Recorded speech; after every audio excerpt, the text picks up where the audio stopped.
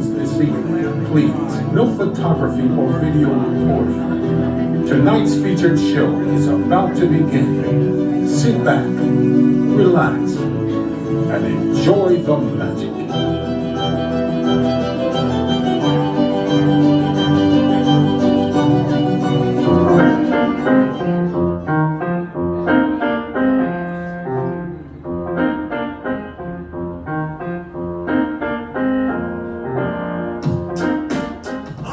Performer has entertained audiences on 6 continents, from the Hollywood Magic Castle to the London Palladium, with thousands of theaters, cruises, colleges, corporate and private events in between. Please welcome back to the House of Cards your Chief Impossibility Officer, Joe Ann Turner. All right, hi everyone, welcome. Oh, it's great to have you here. I'm so grateful to have you in the audience this evening at House of Cards Nashville, one of the premier magic venues in this country. It is great to be back. My name is Joe Turner. My job for the next 25 minutes or so is to amaze and astound all of you to the best of my ability, using many of the unique skills that kept me from dating in high school.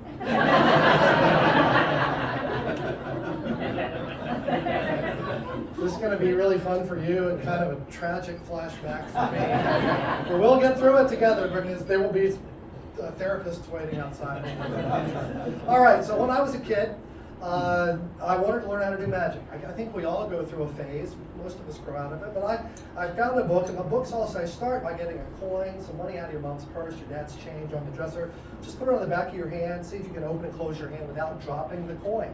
You're getting a sense of the musculature of your hand, some balance, some spatial awareness. And then the book said, put the coin on the first knuckle, try to isolate the muscles of the second finger and flip it vertical, and let it flop over to the next finger. And do that with all 4 fingers. And the book said if you did this little exercise every day, 5 minutes, 10 minutes, over time it would get smoother and faster and faster and smoother. And the book said if you did this long enough, people would clap.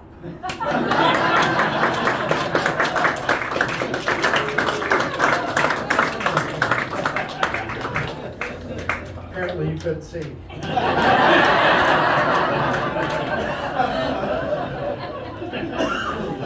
So I'm glad you like this. 24 minutes together. My friends were like you. They were like, "Well, geez, Joe, that's okay. I mean, it's dexterous.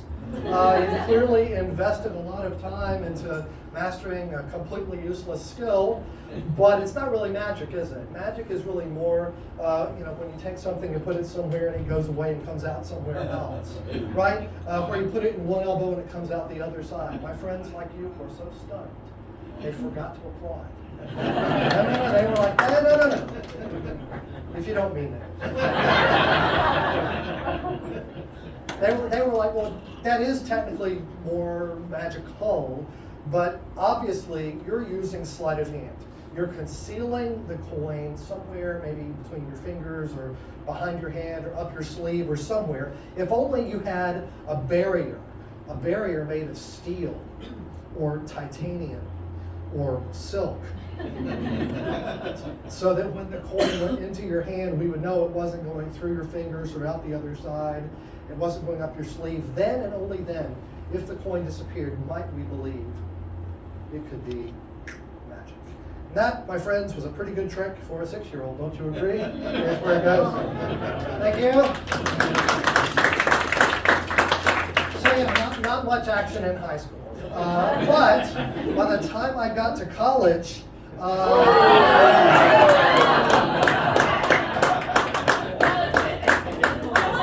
right, yeah, you get invited to some parties. And also, it looks like I found the level of the room. So glad you're here. I hope you enjoyed your dinner, and maybe you saw some close-up magic from my friends outside, Rampton and Terry and Jeff, and you'll have a chance to go visit with them a little more after my show. You heard in my intro that I'm the Chief Possibility Officer. That refers to my corporate work. Most of my work is corporate meetings. And I mean, I know in here I'm pretty bland, but at a corporate event, I'm like a rock star. And so I'm going to call this meeting to order. Our agenda includes 3 items. I'm going to take you through sort of the 40,000-foot survey of the art of magic and illusion. And we're going to start with what we call conjuring. This is the visual, kind of like what you've seen with the card tricks or coins or handkerchiefs and bottles and that sort of thing. But I want to get some of you involved in this, so I'm going to start by asking some of the gentlemen in the room, are any of you wearing a wedding ring or a class ring or a Masonic ring or a signet ring or a fraternity ring, a ring that I could borrow temporarily? We have gentlemen jumping at the opportunity. Are you wearing could I borrow your ring, sir? What's your name? Jason. Jason, thank you for just loaning that without me even telling you what I was going to do with it. I'm just going to put that on my finger so I don't lose it. We had one back here. Was there someone over here? Could I borrow your ring, sir? Oh, we're going to be very careful. I'm sensing a little stress. Oh, well, what's your name, sir? Newell. Newell? Yeah. N-E-W? E-L-L. Very good, Newell. How about on this side? Any gentleman with a ring over here in the back? Don't want to let the back people feel like they're not being involved. This gentleman is reaching for his finger. Now, is this a metal ring? It's okay. Let's go with who's got a metallic ring? Oh, we're to the part of the show where we volunteer other people. Okay, you've got a ring. May I? May I? Let's call it silicone. Don't injure yourself. I promise, I am fully interested. So we've got 3 different kinds of rings, 3 styles of ring, and 3 metals. What we're going to do now is use magic as a metaphor. We've come to the theater to have a shared experience, and so we're going to create a magical moment. For most of us, it will be a metaphor for the deep, abiding importance of human connection. Doesn't that sound great? For 3 of us, it's going to be the moment we realized we might be going home with you guys. So let's just see.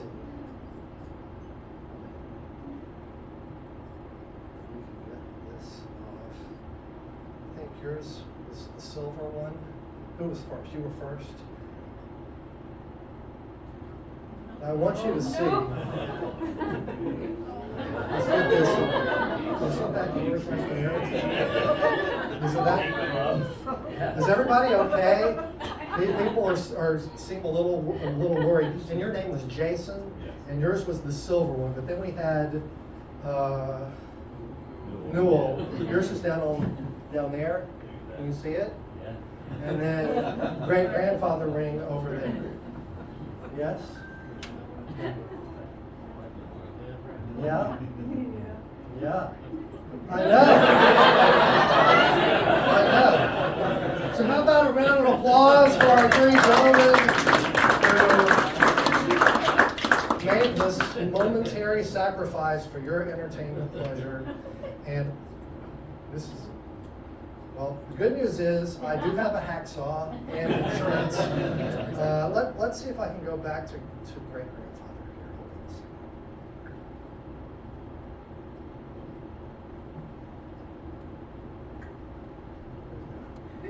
And your name again, sir? JB. JB, please make sure that is the same ring and it's in the same condition it was when you loaned it. Yes, indeed. And now we've got a somewhat smaller chain. It is. But I'm glad you got there finally. Well, there's like one little marker on it. Very good. So I've got these 2 guys with the last part of the small chain. If you guys will just watch carefully, there and there. Don't blink. 1, 2.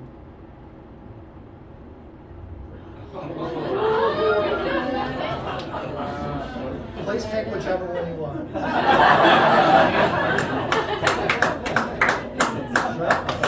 Bill, let me go give it to you. We're gonna make sure it's all good. A round of applause for our team.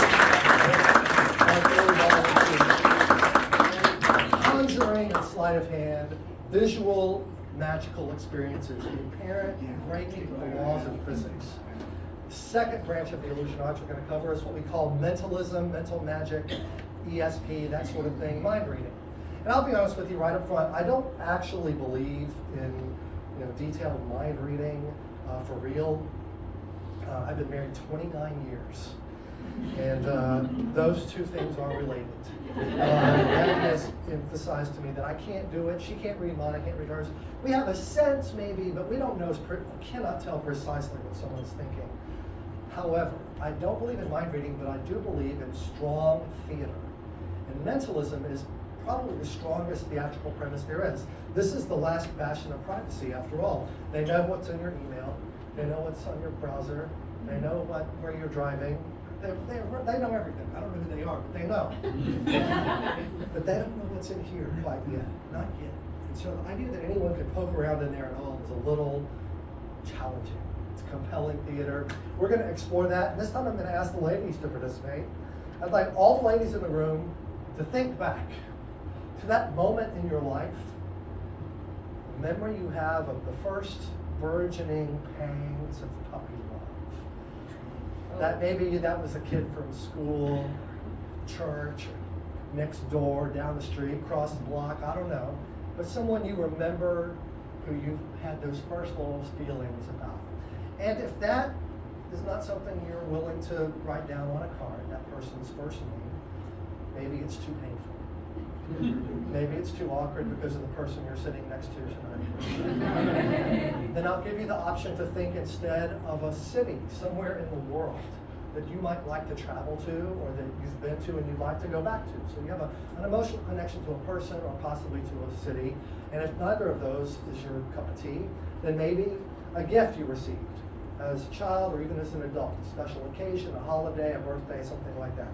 So if you've got one of those memories in mind, I hope everyone does, I'm going to ask a few of you just to jot down that memory. Can I ask you to jot down your memory? What's your name?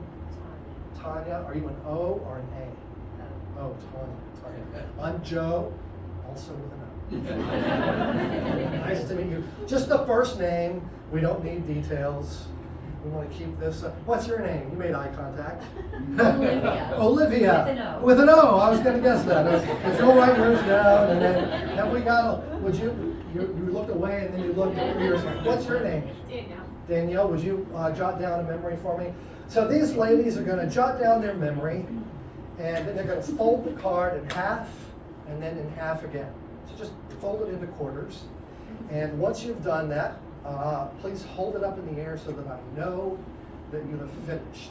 And I see you're reaching the folding point right now. So Tanya, if you'll just drop the card in my side pocket, and I'll take the pen. Thank you very much for participating. Let's go with Olivia. I think you're done. And if you'll drop the card in my side pocket, and I'll take the pen. And then Danielle, I'll let you fold the card one more time. Just fold it in quarters. Yeah, perfect. That's it. And drop it in the side pocket, and I'll take the pen. Fantastic. Thanks. Now, this gentleman up front, you have a very important job, sir. It's not going to be difficult, but it is important. Please hold your right hand in the air with a finger extended. Thank you for that choice. Please put the finger in the side pocket all the way to the bottom and stir them around. That's good. Now, some people think that I asked him to do that just for the comic relief, but no. It's important because some people think, well, maybe he saw that she put hers toward the back or she put hers toward the front, and he would know by position which card was which. But now I honestly do not. I plan to use mind reading to figure out whose is whose. The way I will attempt to do this is to use lie detecting. So I'm going to read the memory out loud. I'm going to ask each of the three ladies if this is their memory. They are all going to say no. That means two of them will be telling the truth, and one of them will not. I will try to identify who the liar is, and so I will say, I'm going to ask you each a couple of times, no matter how I phrase it, you're going to say no. You understand?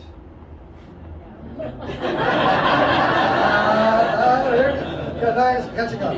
Okay, so here is the first memory. Tanya, did you choose Salem? Yeah. Olivia, did you choose Salem? No. And Danielle, did you choose Salem? That's kind of complicated. Tanya, did you choose Salem? Yeah. Tanya, are you sure you didn't choose Salem? You know how I can tell you're telling the truth? Because Olivia was lying. Olivia chose Salem. I'm going to give this back to Olivia. A round of applause for Olivia. Good job. Let's take the next one. I'm not even going to look at it. I'm going to let you hold it. What's your name? Jason. Here's what's going to happen. Jason's got the next memory. Those who are mathematically inclined have noticed that my odds have improved. Now it's 50-50 between Danielle and Tanya. But some people think, well, maybe he knows something about the pen or the card has got some kind of indicator. So if he looks at it, he'll know whose is whose. I won't even look at it. That way, if I never see it, I have to go strictly by the sound of the voice, because I can barely even see Danielle with the lights. I won't even look. I'm going to ask Jason to just read the memory out loud, and then I'll ask you both, and you'll both say no. So what is the memory? Just read it. Can you see it? Just say it out loud. Stephen. Oh. Okay, I'm going to ask both of these if they're thinking of Stephen. They're both going to say no, and we will see if we can tell whose is whose. I'll go this time. Danielle, Stephen. No. That sounded completely disinterested. Well done. Tanya, Stephen. Did you notice the difference between those two? One of them was sort of disinterested, and I think I set her up for this by saying that in between. There was just a little extra effort put into being in a lower pitch. I'm going to say that Tanya was thinking of Stephen. All rules are off now. Back to the truth. Did you in fact write down Stephen? Please pass that to her. You did a good job. Danielle, come up here. Fantastic. Watch your step. It goes down twice and then up once. Watch your step. Thank you very much. If you'll turn and face the audience, if you'll reach back in there and grab your card, just wad it up in your hand, hold it there, and then stand to my left. Obviously, we know this last one is hers. Please hold it above your head in your hand. In your hand. I'm going to try to think.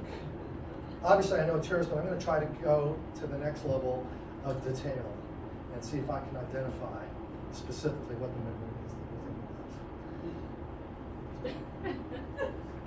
It's like a movie up here. So think of this memory, and I will attempt to identify person, place, or thing. I don't think it's a thing. All right, I am zeroing in.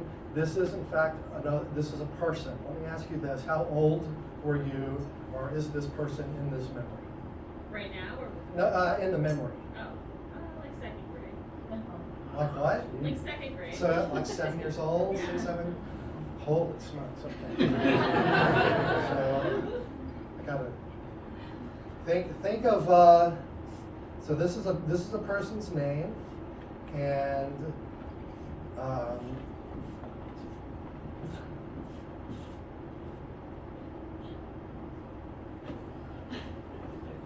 okay, I'm going to go with this. Second grade, little crush, Yeah. same classroom. Yeah. Okay, you're good. What was this kid's name? I don't know if I I already told you I don't really believe in mind reading. So, but I do believe in strong theater, and that's why I wrote down. Round of applause for Danielle. Watch him sit in your seat.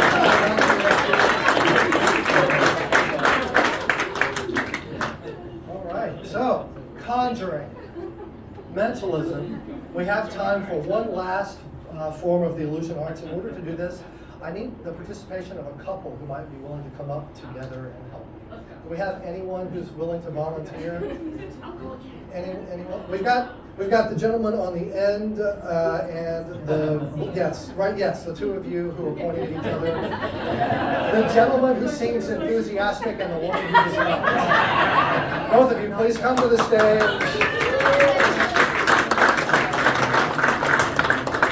And your name, sir? Jason, if you'll stand to my left, and your name is? Kristen, if you'll stand to my right. Kristen, E-N-I-N, K-R-I-S-T-I-N, Kristen, all right. And Jason, the traditional spelling, and I am Joe, and so now we all know each other. The third branch of the illusion arts that we're going to cover is what we call escapology, the art of escape. This is the kind of magic where people are bound or confined in some way, and they try to free themselves before something else happens. Right? Won't that be fun? Amazing. I mean, it's going to be me. Relax. It's going to be chill. No worries. All right. But in order to do this, Kristen, I do need some freedom of movement. So, with your permission, may I remove my jacket? Oh, Thank you. I was raised in Mississippi. I was brought up to ask. So, thank you very much. As I take it off, ladies, please do not rush.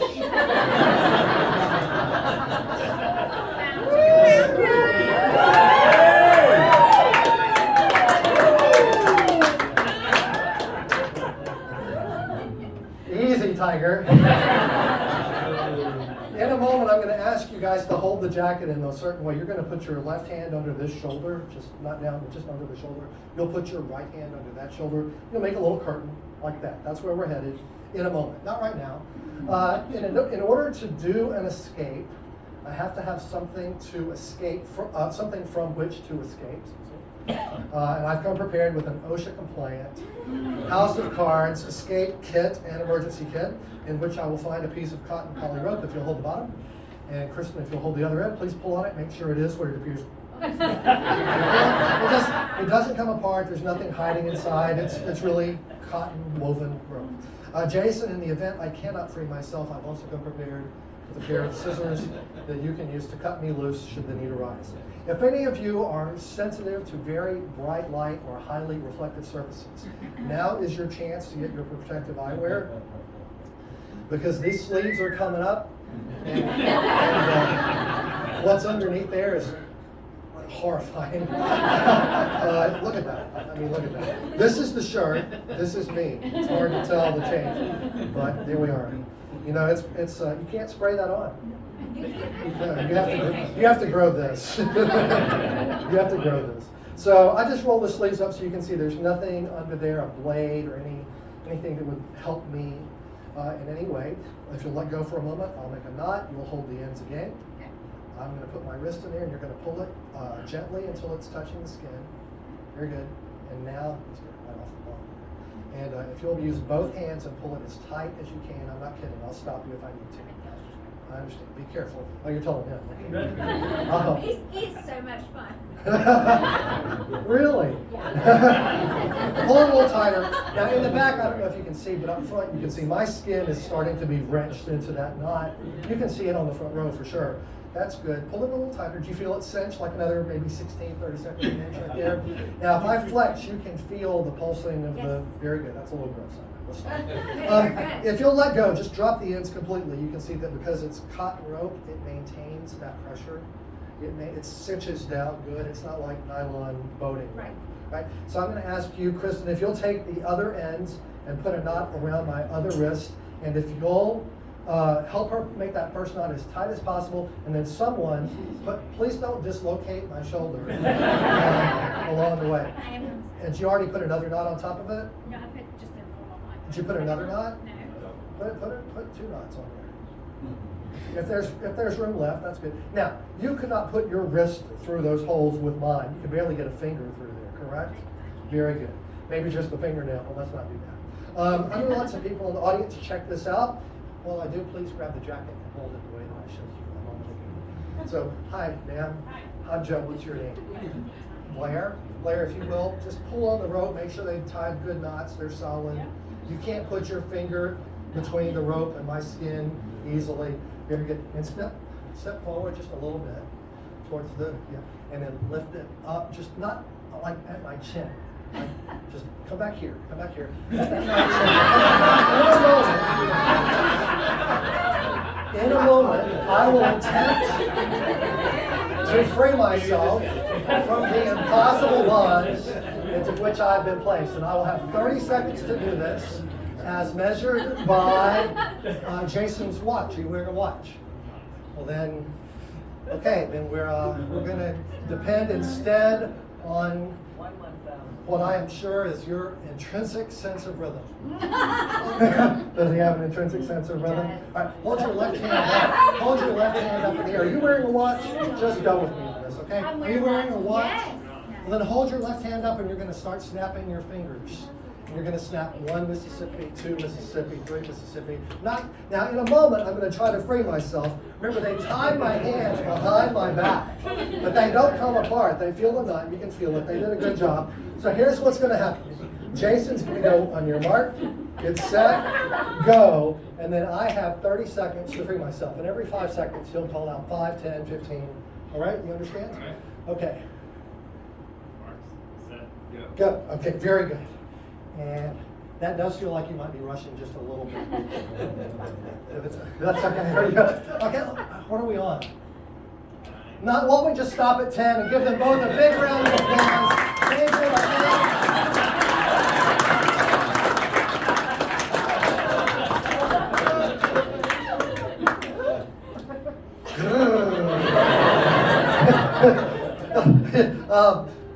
Well, hi there. You better grab that emergency kit, please. Get those scissors out. I'm not sure what good they'll be against the cold, hard steel that we find ourselves in, but fortunately attached to the scissors is a ribbon. Attached to the ribbon is a key, so if you'll let go of that. A key is a handy thing to have at a time like this, Christian. You know why? Because I'm Presbyterian. And this is 5 Shades of Grey past my world. And he did great. How about a round of applause for both of my friends?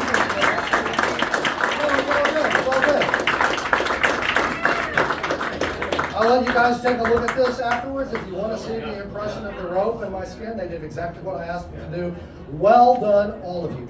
So, I think we've reached the end of our meeting. We checked off all the items on the agenda. We did some sleight of hand conjuring. We did some mentalism. We even did an escape. I hope you've enjoyed your visit to the Carter the Great showroom at House of Cards Nashville. If you did, my name is Joe M. Turner. Please go online, write us all a review, and we'll all go home happy, right? You'll tell your friends, and we'll keep having wonderful magic here for you to enjoy. If you didn't like it, I'll just leave you with a little advice from my dad. Nobody likes a whiner. That's it. I'm Joe Turner. Get out of here.